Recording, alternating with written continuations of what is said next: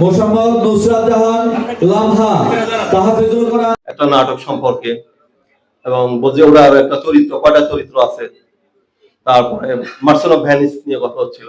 উনি একটা কলেজে ইংলিশ টিচার ইন্টারভিউ দিতে এসেছেন এবং উনি অবশ্যই ইংরেজি বিষয়ে অনার্স মাস্টার্স। এই ক্যারেক্টারটা সম্পর্কে আমি কি বাংলা বলতে পারবো? তো আমি এটা বলার অর্থ হচ্ছে এটা যে একটা কথা বলেছিলেন যে আসলে আমাদের যাদের বাংলা ভাষার গাঁথুনি দুর্বল সে কিন্তু অন্য ভাষা ভালো করবে না। এখনো আমরা যারা আমরা ইংরেজি আমাদের 26টা লেটার্স আমরা জানি, 26টা লেটার্স এর আমরা 6টা ভাওয়েল আছে, 6টা ভাওয়েলের ভয়েস হচ্ছে 20 এতে করে সে কিন্তু ইন্টারমিডিয়েট পাস করুক, অনার্স পাস করুক, মাস্টার্স পাস করুক, সে কিন্তু বাংলা বলে। আর বাংলার তো অনেক অনেক বেশি। আমি এখানেও আমাদের অনেক বক্তাই কথা বলছি, আমরা এটা হচ্ছে আমাদের অ্যাডজেক্টিভ, তো বাংলা সর্বনাম, কিন্তু এটা যদি আমরা নাউন করি আরো যুক্ত করার দরকার নাই, এটা সর্বনাম করার জন্য।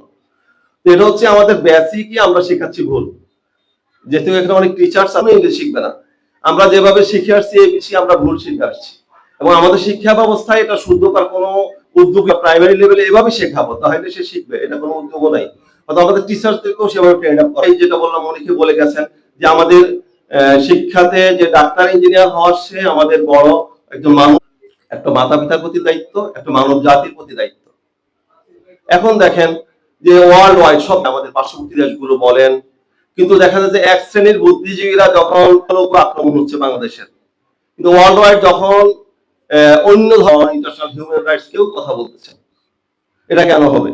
যদি আমাদের ঢুকিয়ে যেতে পারে যে তোমার দায়িত্ব শুধু তুমি নিজে বড় হওয়া না, তোমার যেমন দায়িত্ব আছে সবার প্রতি, যেমন দায়িত্ব আছে ম্যানকাইন্ড, সেটা সেই ইরেসপেক্টিভ অফ রিলিজিয়ন, সে যে ধর্মেরই হোক, তা যেখানেই কিন্তু আমাদের প্রকৃত শিক্ষা আসবে, এবং যেটা মানবিক শিক্ষা, যে হাদিস লা ইলাহা ইল্লাল্লাহ মুহাম্মাদুর রাসূলুল্লাহ সবচেয়ে ছোট ইসলামে হচ্ছে যে তোমার পথ থেকে কষ্ট দেওয়া হয়েছে।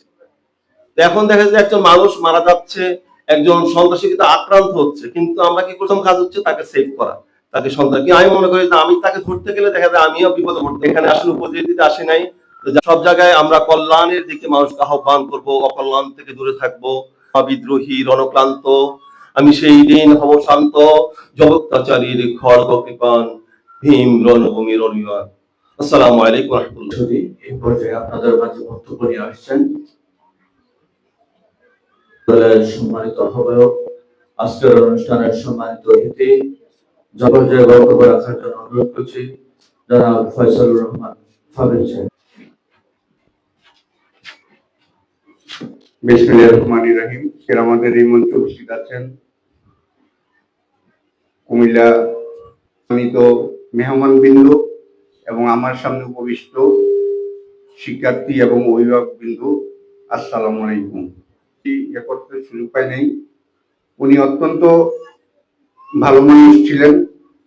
উনি শিক্ষার জন্য এবং সমাজের ভালো কাজের জন্য উনি সবসময় কাজ করে গেছেন।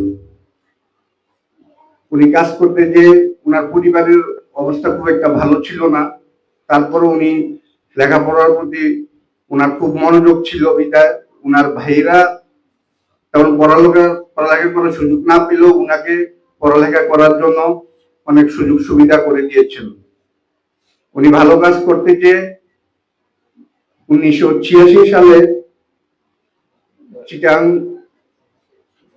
কমার্স কলেজের সামনে কিছু উগ্রপন্থীদের হাতে উনি শাহাদাত বরণ করেন। তাই উনার যেই ইচ্ছা ছিল দেশের জন্য কিছু করার, সেই অগ্রযাত্রাকে তারা ওদিন থামিয়ে দিয়েছিল। আমরা ওনার জন্য দোয়া করি, ওনার আত্মার মাগফিরাত কামনা করি, আল্লাহ যেন ওনাকে বেহেশতে নসিব করেন। আমি বেশি কিছু বলবো না, আমি শুধু অভিভাবক এবং শিক্ষার্থীদের উদ্দেশ্যে একটা কথাই বলবো। বর্তমান বিগত সরকার শিক্ষা ব্যবস্থাকে খুবই খারাপ অবস্থায় রেখে গেছেন। বর্তমান সরকার, আমাদের মাননীয় প্রধানমন্ত্রী জনাব তারেক রহমান